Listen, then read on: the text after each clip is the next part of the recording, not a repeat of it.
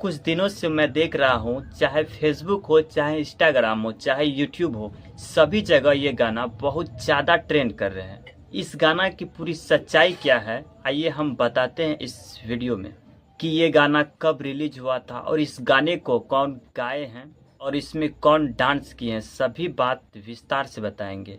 इस वीडियो को पूरा देखिएगा। इसको फॉलो नहीं किए हैं तो फॉलो ज़रूर कर लीजिएगा और इस वीडियो को लाइक भी कर दीजिएगा। चलिए बात करते हैं इस वीडियो के बारे में। हम आपको बता दें कि ये गाना आज से 1 महीना पहले रिलीज किया गया था।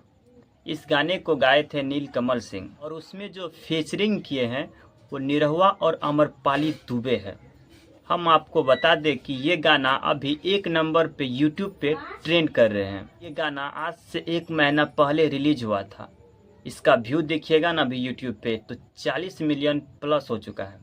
अगर आप इस गाने को नहीं सुने हैं तो जाइए यूट्यूब पे और सर्च कीजिए, सुनिए, बहुत ही अच्छे गाने हैं।